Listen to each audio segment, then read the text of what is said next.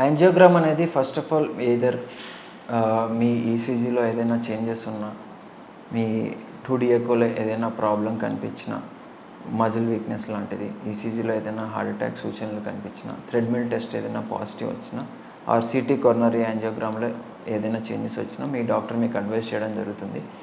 అది రొటీన్గా ఎలా చేస్తారంటే, మన heart blood vessels, major blood vessels, ఒకటి రేడియల్ ఆర్టరీ, ఇంకోటి ఫిమరల్ ఆర్టరీ. కాల్ నుంచి చేసేది ఫిమరల్ ఆర్టరీతో, చేయి నుంచి చేసేది రేడియల్ ఆర్టరీతో.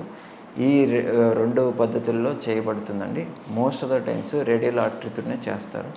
సో ఇక్కడి నుంచి చిన్న నీడిల్ పెట్టి పంక్చర్ చేసి ఆ రేడియల్ ఆర్టరీ ఏది నాడి ఏదైతే తెలుస్తుందో దాన్నే రేడియల్ ఆర్టరీ అంటాం. ఆ రేడియల్ ఆర్టరీ లోపలికి చిన్న షీత్ వేసుకుంటారు.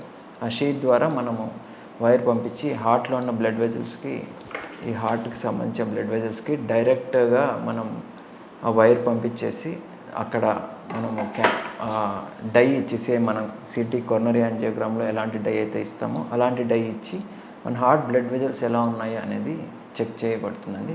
హార్ట్కి మేజర్గా 3 బ్లడ్ వెజల్స్ సప్లై చేస్తాయి.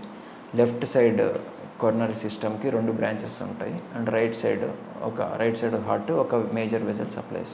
సో వీటిని చెక్ చేసే పద్ధతినే మనం యాంజియోగ్రామ్ అంటాం. సో ఈ యాంజియోగ్రామ్కి రొటీన్గా స్లైట్ ప్రిపరేషన్ ఉంటుందండి. యాంజియోగ్రామ్ చేసే ముందు at least 3 to 4 hours of fasting అయితే required. And before the procedure చేతిలో ఉన్న హెయిర్ని అండ్ కాళ్ళ దగ్గర ఉన్న హెయిర్ని కూడా మీకు షేవింగ్ చేయడం జరుగుతుంది. సో దాని తర్వాత ప్రొసీజర్ అనేది ఒక 10 to 15 minutesలో అయిపోతుంది. After the procedure patient should be in the observation at least 3 to 4 hours. ఎందుకంటే చేతికి మనం చిన్న బ్యాండేజ్ లాంటిది కడతాము, ఆ ఆర్టరీ నుంచి బ్లీడింగ్ అవ్వకుండా. అండ్ డ్యూరింగ్ ద ప్రాసెస్ కూడా మనం బ్లడ్ థిన్నర్ ఇంజెక్షన్స్ ఇస్తాము. సో దాన్ని బ్లీడింగ్ హెపారిన్ అనే ఇంజెక్షన్ ఇస్తాము. దానికి వల్ల బ్లీడింగ్ కాంప్లికేషన్స్ ప్రివెంట్ చేయడానికి ఒక 4 hours అబ్జర్వేషన్లో పెట్టి after that patients will be discharge.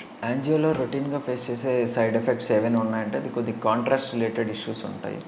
So contrast వల్ల కొంతమందికి అలర్జీస్ అవ్వడము, దానివల్ల ర్యాషెస్ రావడం, చిల్స్ రావడం, ఇలాంటివన్నీ ఉంటాయి. It is a diagnostic procedure. 99% complications అవ్వవు unless heart is very weak. ఏదైనా అక్కడ ఏమైనా హార్ట్ అరిథ్మియాస్ ఇలాంటివన్నీ కొంతమందికి ప్రోన్ అయ్యే ఛాన్స్ ఉంటుంది. 1% రిస్క్ అయితే during the procedure also is expected.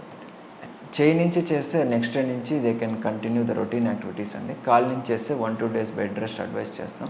ఎందుకంటే కాలు రక్తనాళం కొద్ది మేజర్ బ్లడ్ వెజల్ కాబట్టి ఎక్కువ వెయిట్ బేరింగ్, ఎక్కువ ట్రావెలింగ్ ఒక 1-2 days ప్రివెంట్ చేస్తేనే మంచిది.